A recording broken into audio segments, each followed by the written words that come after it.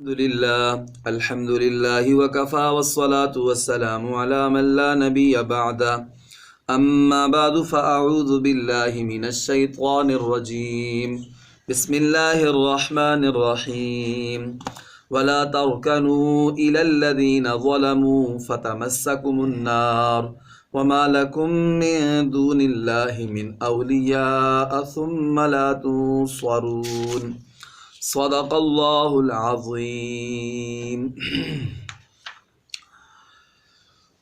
میرے معزز سامعین و ناظرین کرام، آج کے اس درس قرآن میں نے آپ کے سامنے سورہ ہود کی آیت نمبر 113 تلاوت کرنے کی ابھی سعادت حاصل کی ہے۔ اس سے پہلی آیت کے اندر پیارے نبی صلی اللہ علیہ وسلم کو خطاب ہے اور ساری امت کو بھی یہ حکم ہے کہ فاستقم کما امرتا، پیارے نبی جی آپ بھی اور آپ کی امت بھی ایسے استقامت اختیار کریں دین پر جیسے آپ کو حکم دیا گیا ہے۔ دین پر پکے ہو جائیں، اتنے پکے ہو جائیں کہ جو مرضیہ ہو جائے انسان اپنے دین کو نہ چھوڑے۔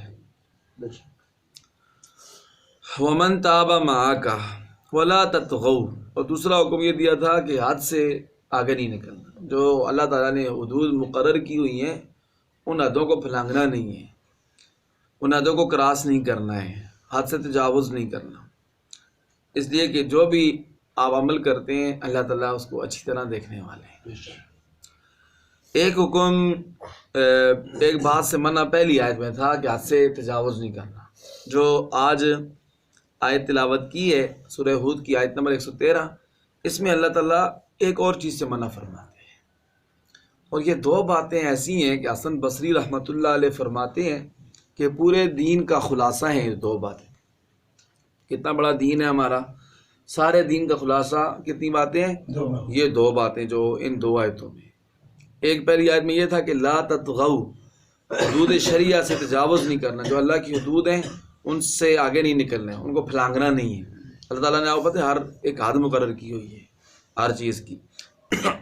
اور یہ جو آج آیت تلاوت کی ہے اس میں اللہ فرماتے ہیں وَلَا تَرْكَنُوا إِلَى الَّذِينَ ظَلَمُوا، تم نے ظالموں کی طرف جھکنا نہیں ہے، ظالموں کی طرف میلان نہیں رکھنا ہے۔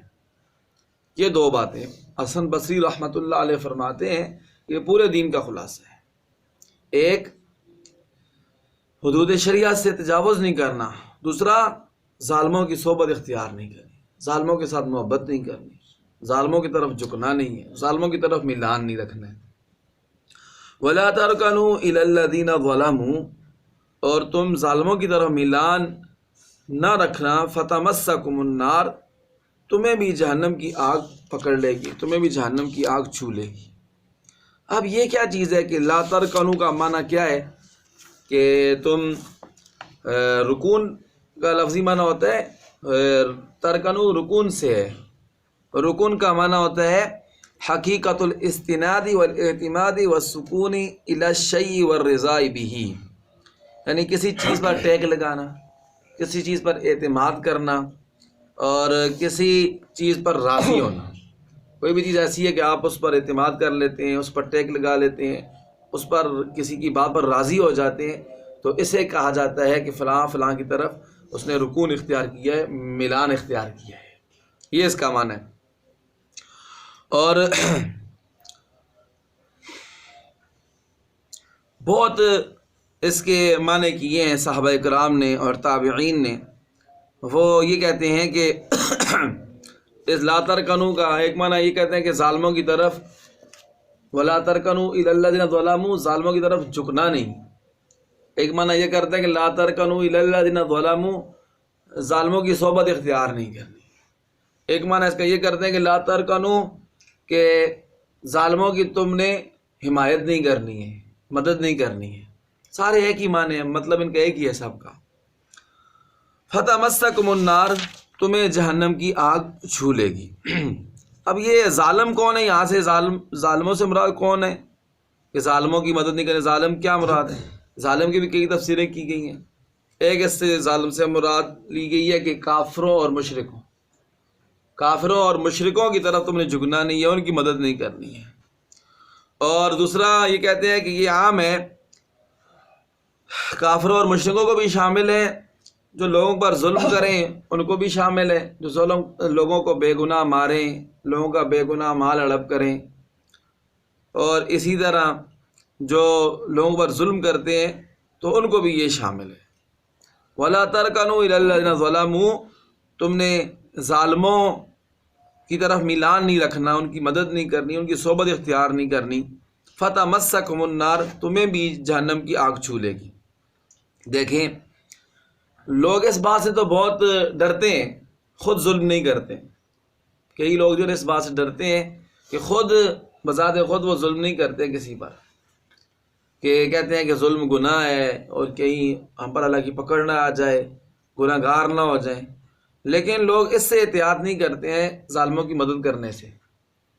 کئی آپ نے دیکھا ہوگا اپنی سوسائٹی میں بھی، اپنے معاشرے میں بھی، کہ کئی لوگ ایسے ہوتے ہیں کہ دیکھنے میں بڑے وہ دیندار لگیں گے، آپ کو بڑے نیک لگیں گے، اچھے لگیں گے، اور خود وہ براہ راست کسی پر ظلم بھی نہیں کر رہے ہوں گے، لیکن وہ ظالموں کی حمایت کر رہے ہوں گے۔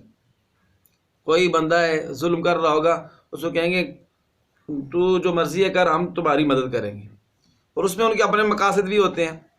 جیسے کہتے ہیں نا کہ دوسرے کے کندھے پہ رکھ کے بندوق چلانا، وہ ایسے کرتے ہیں کہ دوسرے بندے کو آئے کر لیتے ہیں اور خود سامنے نہیں آتے ہیں، اور اس کی سپورٹ کرتے رہتے ہیں، اس کی سپورٹ کرتے رہتے ہیں، اور اس سے وہ اپنے مقاصد حاصل کرتے ہیں، اور اس کو کوئی بڑا گناہ نہیں سمجھتے، اس کو کوئی بڑا گناہ نہیں سمجھتے، اور وہ یہ بھی سمجھتے ہیں کہ جی ہم تو کوئی ظلم نہیں کر رہے ہیں نا، بندہ تو دوسرا ہے، دوسرا بندہ جو ظلم کر رہا ہے، زیادتی کر رہا ہے، وہ تو ہمارا جو آگے ایجنٹ ہے وہ کر رہا ہے۔ جیسے ابھی ایک حکومت کا کیس آیا ہے، فارن فنڈنگ کیس، ٹھیک ہے، باہر سے جو انہوں نے فنڈ اکٹھا کیے اور جس طریقے سے لائے، تو وہ جب عدالت میں پیش ہوئے تو کہنے لگے ہیں کہ جی یہ تو ہمارا کام نہیں ہے، تو ہمارے ایجنٹوں نے کیے۔ تو جو کام ایجنٹ کرے اس میں بھی قصوروار ایجنٹ بھی ہوتا ہے، اور جو جس کا وہ ایجنٹ ہے وہ بھی قصوروار برابر کا ہوتا ہے۔ جیسے آتے ہیں نا حدیث پاک میں کہ الدال علی الخیر کفاعلہ، نیکی پر رہنمائی کرنے والا بھی ایسے ہی ہے جیسے وہ نیکی کرنے والا ہے۔ آپ کسی کو نماز پر لگا دیتے ہیں، ٹھیک ہے، تو آپ کو بھی اتنا ہی ثواب ملے گا جتنا اس نماز پڑھنے والے کو اللہ تعالیٰ ثواب عطا فرمائے، بلکہ اس سے زیادہ آپ کو تو صحیح نماز کا ثواب ملے گا، اس لیے آپ نے تو اس کو لگا دیا، صحیح پڑھنا تو اس کا کام ہے ابھی۔ اسی طرح اگر کوئی بندہ کسی کو گناہ پر لگاتا ہے یا کسی گناہ کی سپورٹ کرتا ہے تو یا کسی ظالم کا ساتھ دیتا ہے تو وہ بھی اس کے ظلم میں برابر کا شریک ہوگا۔ خود نہیں کرتا، اس کا ایجنٹ ہے، وہ کوئی کام کر رہا ہے تو گناہ تو اس کا بھی ہوگا۔ یہ کہنا کہ جی میرے ایجنٹ نے کیا ہے تو میں بری ہو جاؤں گا، ایسا نہیں ہے۔ تو یہاں بھی اللہ تعالیٰ یہ فرماتے ہیں کہ یہ نہ سمجھیں وہ لوگ جو ظالموں کی حمایت کرتے ہیں کہ ہم تو ظلم نہیں کر رہے ہیں، ہم تو عذاب سے بچ جائیں گے، پکڑ سے بچ جائیں گے، ایسا نہیں ہے۔ اللہ فرماتے ہیں جب ظالموں کو اللہ پھینکیں گے نا جہنم کی آگ میں، کس کو؟ ظالموں کو جب اللہ تعالیٰ جہنم کی آگ میں پھینکیں گے، اور دنیا میں بھی جب ظالموں پر عذاب آئے گا تو جو ظالموں کے حمایتی تھے، جنہوں نے ان کو سپورٹ کی ہے، جنہوں نے ان کی مدد کی ہے، جنہوں نے ان کا ساتھ دیا ہے، چاہے وہ جیسے انہوں نے ساتھ دیا ہو، زبان کے ساتھ دیا ہو، مال کے ساتھ دیا ہو، یا اپنے دست و بازو کے ساتھ ظالموں کا ساتھ دیا ہو، وہ بھی ان کے ظلم میں برابر کے شریک ہوں گے۔ اور جب ظالموں کو جہنم کی آگ میں پھینکا جائے گا تو ساتھ ہی ظالموں کے حمایتیوں کو بھی جہنم کی آگ جو ہے وہ لگ جائے گی۔ یہ اس آیت کا مطلب ہے۔ فَتَمَسَّكُمُ النَّارُ، تمہیں بھی جہنم کی آگ چھو جائے گی جنہوں نے بھی ظالموں کی مدد کی اور ظالموں کا ساتھ دیا۔ وَمَا لَكُم مِّن دُونِ اللَّهِ مِّنْ أَوْلِيَاءَ، اور اللہ فرماتے ہیں پھر تمہارے لیے کوئی دوست بھی نہیں ہوگا اللہ کے علاوہ، کوئی دوست نہیں ہوگا۔ ثُمَّ لَا تُنصَرُونَ، پھر تمہاری مدد بھی نہیں کی جائے گی۔ جب دوست ہی نہیں ہوگا تو پھر مدد کون کرے گا؟ مدد تو وہ کرتا ہے کہ جو کوئی دوست ہو انسان کا، اور پکا دوست ہو تو وہ مدد کرے گا۔ اللہ فرمایا تمہارا دوست ہی کوئی نہیں ہوگا۔ پھر جب تم ظالموں کا ساتھ دو گے تو پھر تمہارا کوئی دوست نہیں ہوگا۔ جب تمہارا دوست کوئی نہیں ہوگا تو ثُمَّ لَا تُنصَرُونَ، پھر تمہاری مدد بھی نہیں کی جائے گی۔ اس لیے حدیث پاک میں آتا ہے اتقوا دعوت المظلوم، مظلوم کی بد دعا سے بچو، اگرچہ وہ کافر ہی کیوں نہ ہو، اگرچہ کافر ہی کیوں نہ ہو، یہودی، عیسائی، سکھ، ہندو، کوئی بھی کافر ہی کیوں نہ ہو، اس کی وہ بھی اگر مظلوم ہے تو اس کی بد دعا سے بھی بچو۔ یہ نہیں ہے کہ ظلم صرف مسلمانوں پہ ظلم کرنا گناہ ہے، کافروں پر بھی ظلم گناہ ہے۔ ظلم ہے، چاہے مسلمان پر کیا جائے چاہے کافر پر کیا جائے۔ تو پیارے نبی صلی اللہ علیہ وسلم نے فرمایا کہ مظلوم کی بد دعا سے بچو، اگرچہ وہ کافر ہی کیوں نہ ہو، اس لیے کہ اس کی بد دعا اور اللہ کے درمیان کوئی حجاب اور پردہ نہیں ہوتا، وہ ڈائریکٹ اللہ کے دربار میں جاتی ہے، براہ راست اللہ کے دربار میں جاتی ہے، بغیر کسی پردے کے، درمیان میں کوئی پردہ حائل نہیں ہوتا، اور اس کی بد دعا کو اللہ تعالیٰ قبول فرما لیتے ہیں۔ اس لیے ہم صاحب کو، مجھے بھی، آپ کو بھی، سارے مسلمانوں کو یہ چاہیے کہ اس بات سے بہت گریز کریں، تو خود بھی ظلم نہ کریں کسی پر، خود بھی کسی پر ظلم نہ کریں، اور جو بھی کسی پر ظلم کر رہا ہے چاہے وہ ہمارا سگا رشتہ دار ہی کیوں نہ ہو، ہم اس کا بھی ساتھ نہ دیں۔ اس لیے دونوں صورتوں میں اگر ہم نے خود ظلم کیا پھر بھی جہنم کا آگ ہمارا مقدر ہوگی، اور اگر ظالموں کا ساتھ دیا تو پھر بھی ہمیں جہنم میں پھینکا جائے گا، دونوں صورتوں میں۔ اللہ تعالیٰ ہمیں سمجھنے کی اور عمل کی توفیق عطا فرمائے۔ یہ اس آیت کا مختصر سا خلاصہ میں نے آپ کے سامنے ذکر کیا ہے، اب اس کا ترجمہ سماعت فرمائیں۔ اعوذ باللہ من الشیطان الرجیم، میں اللہ کی پناہ چاہتا ہوں شیطان مردود کے شر سے۔ بسم اللہ الرحمن الرحیم، شروع کرتا ہوں اللہ کے نام سے جو نہایت رحم کرنے والا مہربان ہے۔ ماشاءاللہ جی۔ ولا ترکنوا، اور اے ایمان والو تم نہ جھکنا، اور اے ایمان والو تم نہ جھکنا، نہ ساتھ دینا، نہ صحبت اختیار کرنا، نہ مدد کرنا، الی الذین ظلموا، ظالموں کی، کس کی؟ ظالموں کی، ظالموں کا ساتھ نہ دینا۔ کیوں اللہ تعالیٰ کیوں ظالموں کا ساتھ نہ دیں؟ ہم خود تو ظلم نہیں کر رہے ہیں، خود تو ہم بڑے اپنے آپ کو سمجھتے ہیں کہ ہم تو ٹھیک ہیں۔ اللہ فرماتے ہیں ٹھیک نہیں ہو، فتح مسکم النار، تمہیں بھی پھر جہنم کی آگ چھوئے گی، تمہیں بھی جہنم کی آگ چھوئے گی، تمہیں بھی جہنم کی آگ لگے گی اگر تم نے ظالموں کا ساتھ دیا۔ وَمَا لَكُم مِّن دُونِ اللَّهِ، اللہ تعالیٰ دنیا میں تو وہ ہمیں چھڑا لیتے تھے، جو ظالم ہوتے تھے اگر ہم پھنس بھی جاتے تو ہماری مدد کرتے تھے، ہمیں چھڑا لیتے تھے۔ تو اللہ فرماتے ہیں وَمَا لَكُم مِّن دُونِ اللَّهِ، لیکن آخرت میں نہیں ہوگا اللہ کے سوا تمہارے لیے من اولیاء کوئی دوست، تمہارے دوست یار پھر نہیں ہوں گے۔ ثم لا تنصرون، پھر تمہاری مدد بھی نہیں کی جائے گی۔ اللہ تعالیٰ عمل کی توفیق عطا فرمائے۔ وآخر دعوانا الحمدللہ رب العالمین۔ ربنا تقبل منا انك انت السميع العليم وتب علينا یا مولانا انك انت التواب الرحیم۔ یا اللہ ہماری حاضری قبول فرما، ہماری فجر کی نماز اپنے دربار میں قبول فرما، ہمیں کمی کوتاہی معاف فرما، ہمیں یا اللہ اس پر استقامت نصیب فرما، جو درس قرآن دیا اس کو بھی اپنے دربار میں قبول فرما۔